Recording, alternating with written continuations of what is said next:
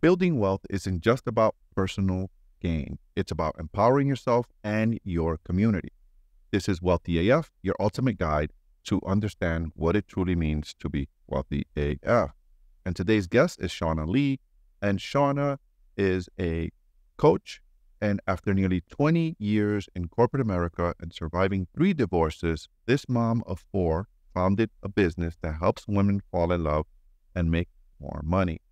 Using various strategies, she has created a customized wellness plan. She's also the author of So You're Divorced, So What? And she also hosts a podcast. She helps her clients align with who they truly are. And Shaunna, welcome to the podcast. I'm glad that you're here. Thank you so much for having me. So, Shaunna, let's start from the beginning. Today's topic, by the way, we're going to be talking about why creating a second source of income matters. Why is that important to you? Where was this birthed from? Well, 2 different questions. So why is it important to me? It's important to me because I see so many people struggling to do what they want in life for the mere reason of lack of money, and creating multiple sources of income. Like a second source of income really is just your stair-stepping into opening your eyes to how vast the possibilities are and all the different ways that we can earn an income. I think with more money, people can be and do who they really are. So I am not one of these people who believe that money is the source of all evil or whatever the mantras are, right? But I reject that, by the way, for you and all of our listeners. Absolutely. For the love of money is the root of evil. And the truth of it is, good-hearted people can do more with more money. And so by creating the opportunities and opening people's eyes to the possibilities of all the different ways that they can create these multiple sources of income, just allows you to do more and be more of who you are and to do more good in the world. So money expands who you truly are. So if you're a good person and you're poor, and I give you a lot of money, you're going to be an expanded good person. You're going to be a giver, you're going to be a lover, you're going to be a person that cares, you're going to be more compassionate because you're going to have more power, more influence. Right. If you're an asshole, excuse my language, you're going to be a bigger a-hole, right? Absolutely. And we've seen him, right? We've seen him. If you haven't met him, I've met him in person, but if you haven't, you see him in movies. Yes. You see him in movies, and that's exactly how they are. They're just bigger. They're just. If they were poor, by the way, those rich people that are like that, if they were poor, they would be just like that. 100%. Yes. So yeah. So, Shaunna, tell me, what are the biggest financial risks of relying on one income source? Well, it's so limiting, right? It's limiting your ability to earn more and receive more. I think we put ourselves in this capacity to only earn through one source of income. Most people go their whole lives, following the recipe that we've been given. Let's go to school, then go to college. I just went to a high school graduation last night, and the expectation is that the vast majority of them are going to college and therefore going to get a good job and therefore going to be able to retire and then travel and live their lives.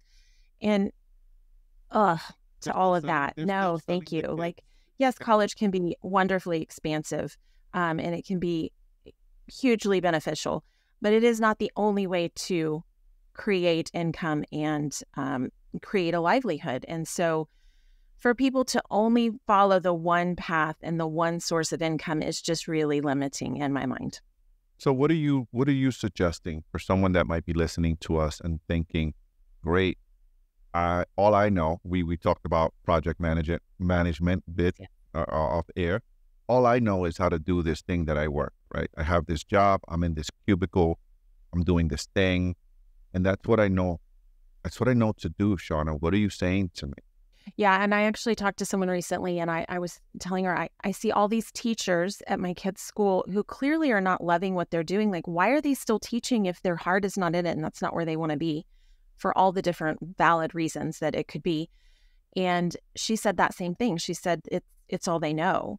And so my advice is always, I try to make things lighter and less serious because I've taken things so seriously my whole life. that I'm like, how about we just play with some new ideas? How about if you just open your eyes, start observing, and just pay attention to the things that bring you joy? If money were no object, what would you do? How would you spend your time? And focus on doing that, because I guarantee you there is a way to make money at everything you enjoy doing. Now, that's not to say that all of our hobbies should provide a source of income, but the majority of them can. And what I have found to be true is when you're doing what you love, time goes by, it doesn't feel like work. And if we can do that in a way that we're also generating an income, it's like the sweet spot. So how does one do that, right? Because when I say people hear that thing, do what you love and you'll never work a day in your life, they say. Yes. How frustrating, right? Yeah, right. So, okay, so I love playing golf, right? Let's just say, I love, I don't know, I like going out for runs, or I like going out for walks in the morning, or whatever, right? Whatever that thing that you love is. How does one take that and turn that into an income? So the walking example is a good one, because I have a friend who, she was a project manager with me in corporate America for a long, long time. And she just loved hiking with her dog. And she's like, what do I do with this? Well, I'll tell you what she did. She created 2 different sources of income from her love of hiking with her dog. One, she wrote an ebook, and she highlighted, I live in Austin, Texas. And so she highlighted all the hiking Great trails city, by the way. around. Yeah, it's Fun City. So she put together a guide essentially for all these hiking trails in the Austin area. And she would do, off-leash hiking with her dogs. So that was the first source of income. So now she can sell this book and make some money by just sharing what she has learned. The second is she started boarding doggy daycare dogs. And so she started taking in other people's dogs so that she could take them on hikes with her and her dog, and she started generating money there. She ended up building a full-time business out of that doggy daycare hiking love. Perfect example. Like, she found 2 different sources of income just from the fact that she liked hiking with her dog. I love that you said that, because those are people. Your friend, what's her name, so we can reference her appropriately? Oh, her name is Gail Thomas. Gail. So Gail is the type of person that she learned to tap into her creative genius. And so I have a mantra. I think you mentioned mantra. One of my mantras, and I read this in a book, and when I go out on my walks every morning, I repeat this mantra to myself, and it's that I am choosing to operate on my genius from now on for the rest of my life. Guys, listeners, take note of that. It's not my idea. I learned it in The Gap in the Game, in the book, The Gap in the Game. But I love it because I do a lot of mantras, right? It's some of the ways that I manage my mindset. Yes. And so she tapped into her creative genius. The challenge is that most people are in their day-to-day life, Shaunna, right? People out here are, they're doing life. They got the kids, they got the soccer games, they got work, they got the dinner, they got the cutting the grass, they got all of the things that life has, and then we have the things that we love.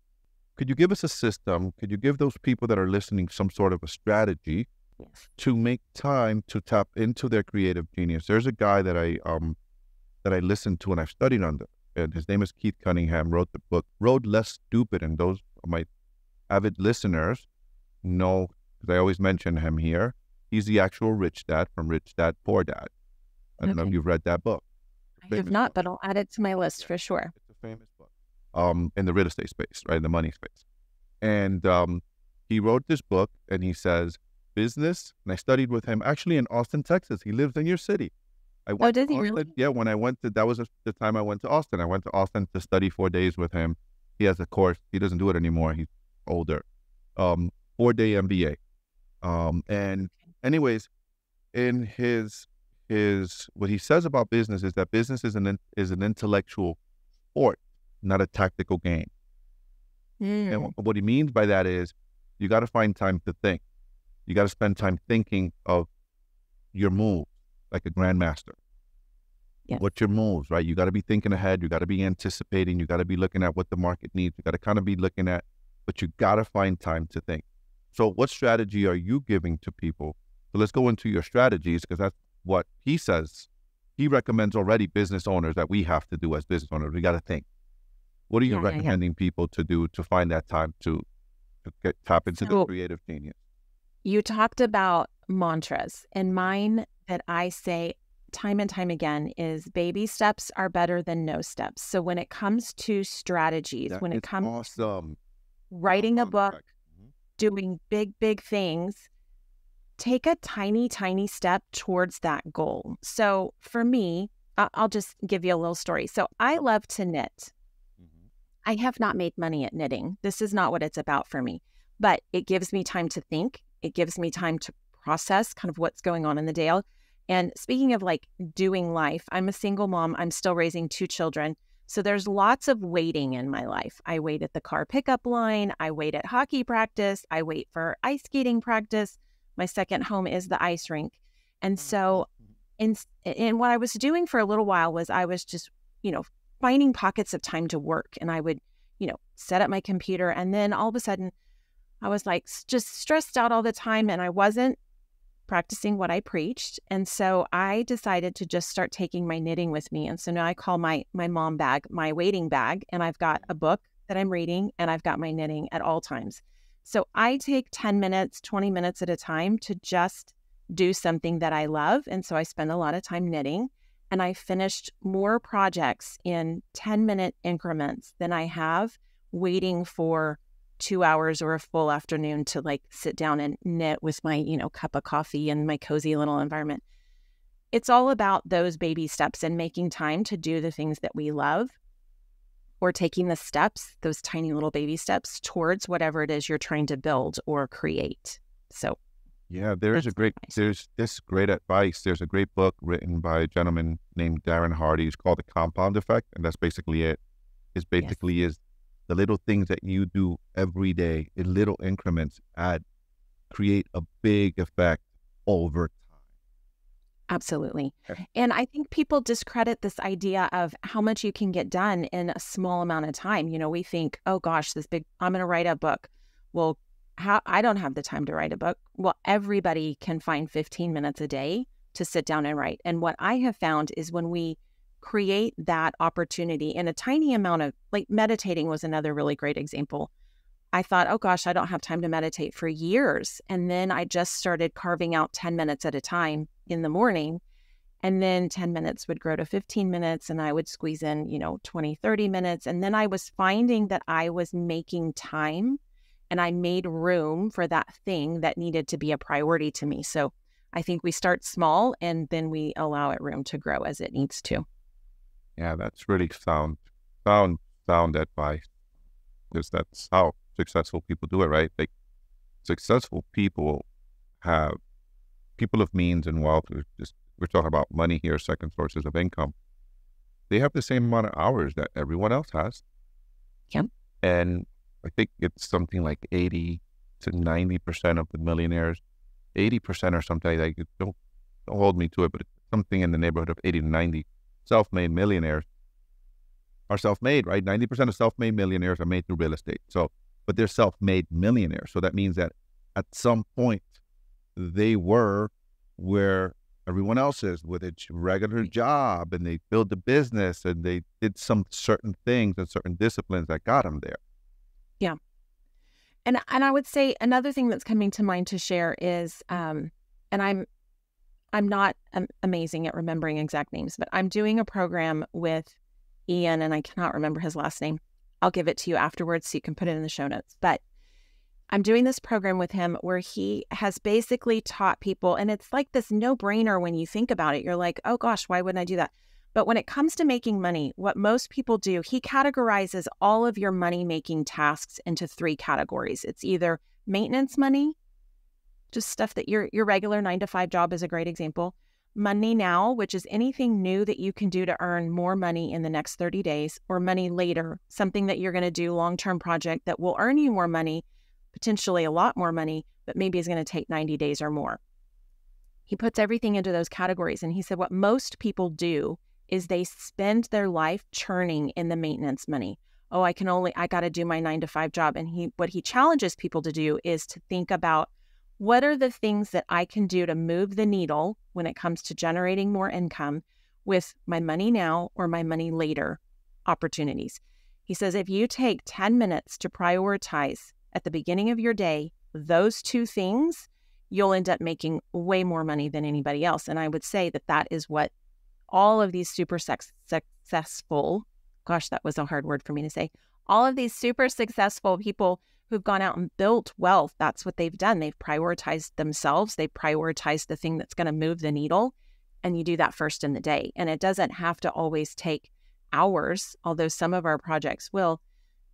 You will. And the other thing that he teaches is that you set aside, let's say it's an hour, let's say it's 10 minutes.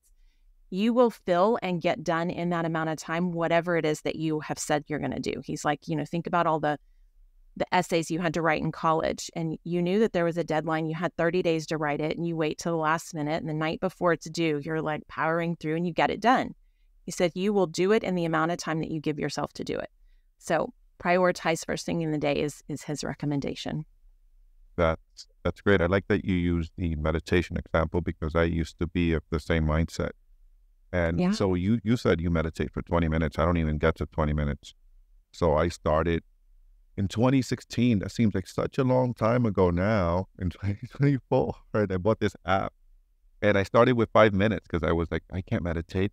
My mind is so loud, like everyone else's, right? Like, oh, for sure. It's so loud, and I got all these thoughts. And sure enough, I started with 5 minutes, and I started with 3 minutes. I think it was 2 or 3 minutes. It's this little app, guided meditation, 3 minutes, and then 5 minutes. And now I'm at 10 minutes. And I looked at the app the other day and it said joined in 2016. And I got like 25,000 minutes meditated at 10-minute clips at a time. Shaunna, you meditate. Yes. You are a guru. You meditate for 20 minutes. I wouldn't say that. I meditate for 10 minutes, but it's compounded over these last 8 years. And I'm like, wow, 25,000 minutes compounded. It's amazing what a little, to your point, little 10 minutes can do. 100%.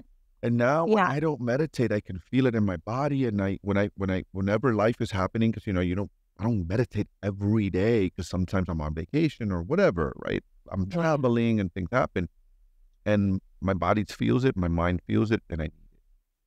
Yes. Anytime things start to go awry in my life where I'm like, what is going on? Everything feels chaotic. I'm like, have you meditated lately?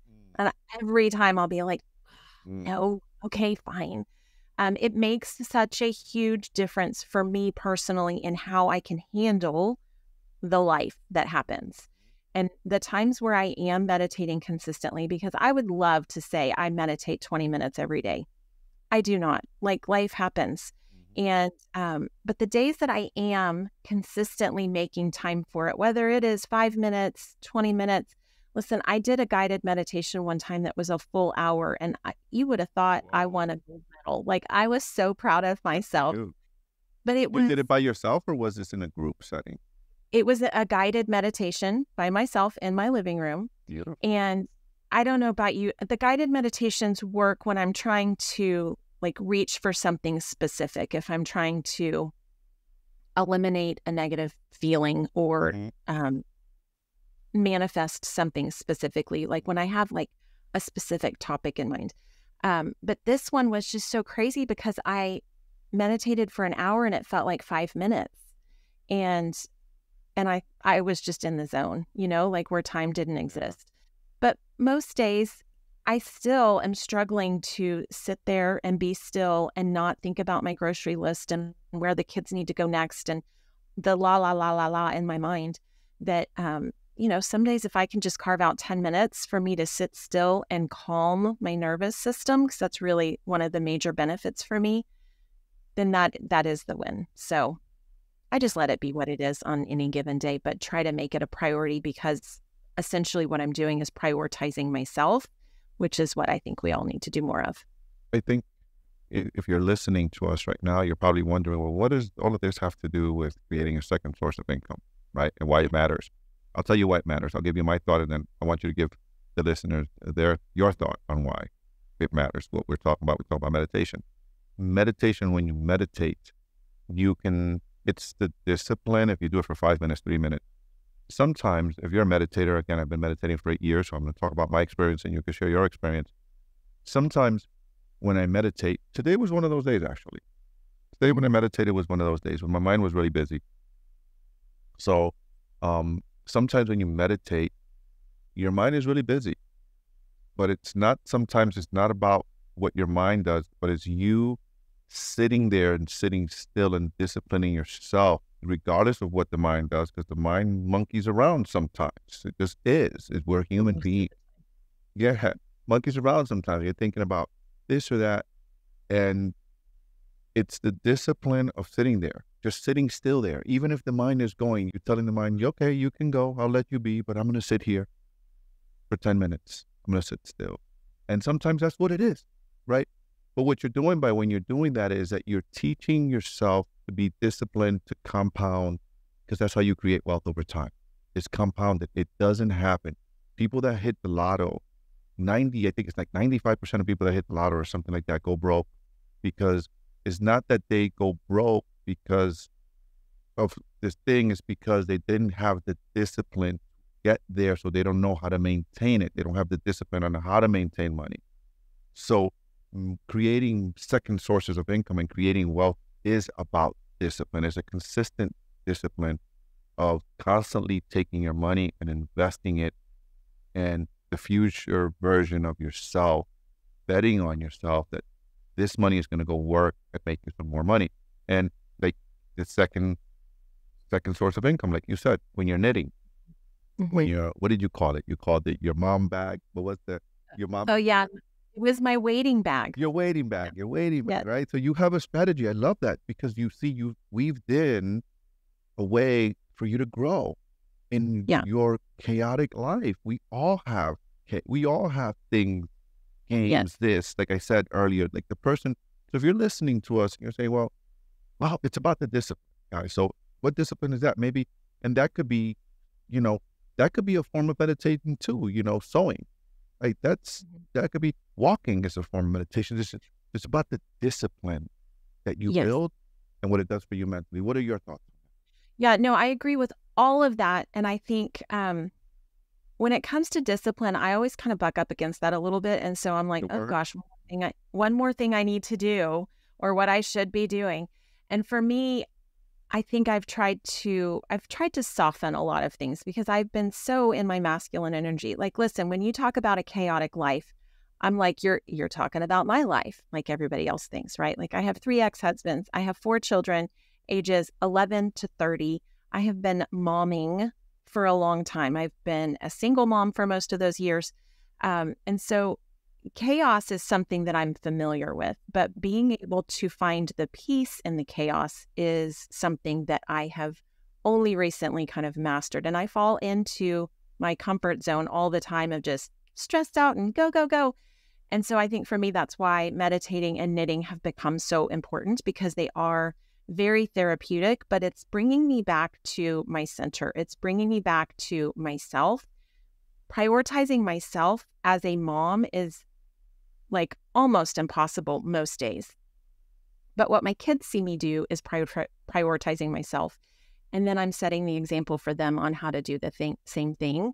And when it comes to a second source of income specifically and meditation, I'm going to tie it back together in a different way. So for me, meditating was at first a way for me to learn how to calm my mind and then center and calm my nervous system. And it was all these like touchy-feely benefits that I couldn't quite quantify, but it felt better, right? And so I was like, well, I'll just keep doing because it feels good. I know the difference on the days I do versus I don't. However, there is a very specific thing that happens in meditation no other time in my life, and that's where the hits of wisdom come from. That's where the hits of intuition come from. That's where the idea for my book came from. That's where the urge to write a podcast came from. Like all of these nuggets of wisdom that are not mine, I think they come from the divine. they come in those moments of meditation because I have centered, I have grounded, I've prioritized myself. And I suppose you could call that discipline, but really it's just making the time to do what's important. And then you're rewarded with the brilliant idea that will earn you some extra money. And it doesn't always initially be like, oh, this is your great, brilliant business idea. But sometimes it's, for me, oftentimes it's just the very next step. So I was hearing simply one word, podcast. What the heck do I do with that? Do I start a podcast? Do I go be a guest on podcasts? I didn't know, so I started playing with it. And I just kind of toyed around with the idea of starting my own show. I started being a guest on other people's shows, figuring out kind of how that works. And I think in the process, one step leads to another step, leads to another step. And then you look up one day and you're like, oh, that makes sense. I get it. And then you realize you've built this second source of income in a very fun, playful, easy way. And that's what I want more people to be able to do. That's amazing. That's really, really good perspective. There's the pressure to have a side hustle, right? Because that's the word, that's buzzy word on the internet and young people are using. Glorify overwork and the hustle culture. Is there a balance to be struck? I think, yes, it does glorify this idea of work hard, go, go, go, be faster, do more. And this idea of being rewarded for hustle, to me, is focusing on the wrong thing. Like, I am here for everybody to earn more money and have more money and build your wealth and build a legacy. Like, yes, let's do that. But how about we do it in a way that feels better and is easier and a little flowier and feels natural to you? Because I think everybody should be naturally rewarded for what they're good at and not this hustle, let's grind, let's make it happen. Like, listen, you can do all of that. You can absolutely do it the hard way, but I don't think it's necessary. So what do you say to that person that all they know is work, right? All they know is work hard. All they saw their parents or their family do is work hard. I come from that, right? So I come from that culture. I come from seeing my mom waking up at 4 or 5 o'clock in the morning, take us to babysitter, go work at a factory. First generation born American, right? And my dad died, literally, my dad passed away, may he rest in peace. Passed away he got a stroke while he was working and is like, to the very last moment, right? He was in a mechanic shop. So what do you say to that person that believes or that doesn't know better, right? Because we just don't know better. I put myself in that category, by the way. That's I'm talking to myself. I'm asking you to give me the old version of me advice. Yeah. So I also that all I know is like I'm gonna just plow, work 10 hours, 12 hours. So I'll get another job. Like I'll do whatever it takes. I still have that grit attitude, by the way. That doesn't change. It's in my DNA. I just do it a little bit smarter now. I take time to think now. My efforts go a little different. But what would you say to that? So my advice is actually counterintuitive. So for the overworked worker, I would say start by allowing yourself rest. And everybody who is that person is going to be like, nope, don't have time to rest. Can't be resting. And that would be my advice. Give yourself 10 minutes every day to do nothing. Don't think about earning money. Don't worry about what money you don't have. Don't think about what you should be doing. Just rest for 10 minutes. I love that you said that because there's another great book. I don't know why my mind is going on books today. I'm just thinking about a bunch of different books I read. There's a book I read some years ago. I think it was The Rise of Superman is the title of the book. And in this book, it talks about exactly what you just said. And that is like the best athlete, and the best athletes. There's a lot of examples from different top athletes. They use a lot of athletics in this book, and it's for the overwork, right? Like how you be ultra successful, reach success. And they were quoting, and I'll use LeBron James because everyone knows LeBron James. He's one of the top athletes in basketball right now, has been for many years. And LeBron James actually shares, they quoted him that his recovery time, and this is the top athlete, right, is the most important thing for him. That like his recovery time believe it or not, guys, this is gonna sound crazy, is him watching TV, sitting in his sofa, just maybe eating chips with his kids, and that's his recovery. Kobe Bryant was another really big one on recovery time. Michael Jordan was very specific on his recovery time. So you are very specific and very targeted on your recovery time. You said that during those 10 minutes of meditation, that could be part of your recovery time. Yep. Is where the ideas come in. Ray Dalio talks about, I don't know if you're familiar with Ray Dalio. Ray Dalio talks about that quiet time. Keith Cunningham, I just quoted him earlier, right? Mm-hmm. Rich Dad from Rich Dad Poor Dad. He talks about think time. He has a think time. He has such a strategy, Shaunna. His strategy is he has a chair in his home, so he's anchored it into his nervous system. He has a chair in his home where he sits down every Sunday morning, and he has a list of questions that he grapples with, and he asks himself, and he puts a timer on his phone.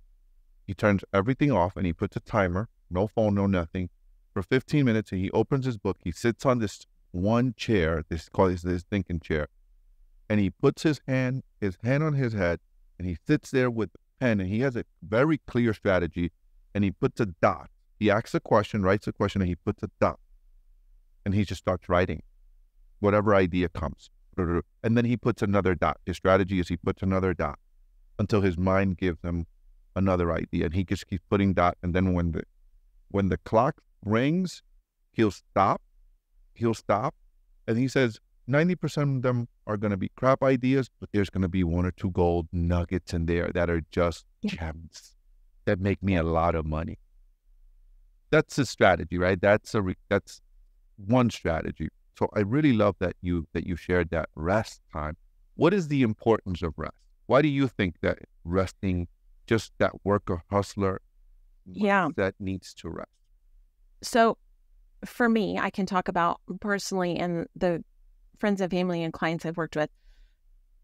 For the person who is overworked and they wake up thinking about how to earn the next dollar, and it's most of the time people in this space, and I'll speak from my own experience, I was trading my time for a set amount of dollars. And I think the real gold happens when we can get out of trading time for money, and we are then we're creating something new that's scalable and can be, create once, sell many times, is this kind of concept that you've heard in the online space specifically. Like, let's create one book, or let's create one online course and then sell it many, many times over and over and over again. That becomes a scalable way to generate income. People call it passive income. I don't know that I like that term necessarily, but when it comes to rest, what you're allowing yourself to do, because when you're in that time for money space and you're go, go, go all the time, your nervous system is not regulated. And so by just allowing yourself to rest, what will happen first for most of these people is that you become very, very uncomfortable, because the idea of just sitting still, you think you're lazy, there's something wrong with you. There's all these shoulda, woulda, couldas in your mind about what you should be doing. And I think when it comes to the discipline that you were talking about earlier, is you create discipline to say, no, what my body needs is rest. Our bodies are not meant to go, go, go. If you look at things in nature, or the way, just let's say just taking a walk for 10 minutes every morning, you go around the block twice. Just allowing yourself to, so here, I'm going around in a few circles, but when it comes to resting, for a lot of these go, go, go doers, it's hard to just sit still. And so for the idea of sitting still to meditate for 10 minutes feels bad and wrong for all sorts of reasons. So if you can start by incorporating a walk, a lot of times you feel like, well, okay, I'm getting a little exercise. Maybe this is okay. It's just baby steps into prioritizing yourself. But when you are outside walking in nature, things slow down. Your heart rate can slow down. It's doing the same thing. It's just allowing you to kind of slow your roll a little bit. And that's where we can soothe our nervous systems and kind of, you have to calm yourself and get still and centered in order to be able to hear the divine, be able to hear you and your intuition kind of knocking on the back door of your mind. And so just by creating those ways to be still or to be quiet, and sometimes, walking can be a good mechanism to not be still necessarily, but to quiet your mind. I think that just brings us all sorts of benefits. That's great. That's a great advice. Really, really well put, Shaunna. What is the one thing, Shaunna, that one advice, one strategy, one elite strategy that you would give someone listening to us that they should do to start generating that second source of income outside of their job? I have a hard time thinking of just one. Two is coming to mind. Go with it. Right there, unconscious mind. So I think first of all is let's just sit with the idea that you deserve it and you're worthy of more than you have today. Like just getting to that point, I think is what prevents people from holding the money they earn. It's what prevents the lottery winners from keeping that big giant windfall of money. Just sit with, I am worthy to have more. I'm worthy to have it, not just earn it. Because I think a lot of the worker mindset is earn, but we don't spend a lot of time thinking about keeping and having and just sitting with a lot of money. And so I think that's the first strategy I would recommend. And I mean, I don't know, it all comes back to prioritizing yourself, which is kind of the same thing, but just, we hear this mantra, you can't pour from an empty cup, that you need to fill your cup first. You're on an airplane and they say, put your oxygen mask on first in an emergency before you help other people. If you apply this to your own life and actually prioritize your wants and desires and needs before you even think about what you need to do for other people, first of all, just allow yourself to do that, I think is one of the big ways that people have challenges. You will be a better mother, business owner, father, friend, coworker, whatever category you are putting yourself in, you will show up better when you have prioritized yourself first. Really, really good, sound advice. I know that you do one-to-one coaching. I do. If people that heard you here want to bring you on as their coach, or they want to connect with you, Shaunna, how do they find you? Where do they connect you? Thank you so much. You've been an awesome guest. Thank you. This was such a fun conversation. So you can find me on any of the social media platforms under simply Shaunna Lee, but the very best way to engage with me is to go to my website and download my free Start Again guide, ShaunnaLee.com/Start Again. And it is a guide that will really just help you do any of these things that we talked about, but in a really simple baby step kind of a way. I love that you teach things in a simple baby step way, because most of us, we live in a complicated world. While we have everything we desire, any piece of information we desire is at our fingertips, is in our pocket. But I think we're getting too much information. So when I coach people and I mentor people on real estate investing. I teach people how to create wealth through real estate investing. One of the things is when they come to me is like, hey, all this stuff. One of the common things I hear is, Shaunna, all of this stuff that you can teach me, it's all on YouTube. Say, okay, so why are you here? Is Mhm. they don't know how to implement it. It's too much. Yes. It's too much information. So they don't know. They hear one guy say this, one guy say that, this, that, and they don't know how to implement it. And it becomes such a big elephant and they don't know how to eat the elephant. And you Yes. simplify things, which is amazing. Yeah, yeah. So we talked about how I did project management in corporate America for 20 years. Like I just simplified an overall big complex project. But one of the other things that I had a hard time understanding that this really was my genius, my zone of genius, is that I simplify the complex.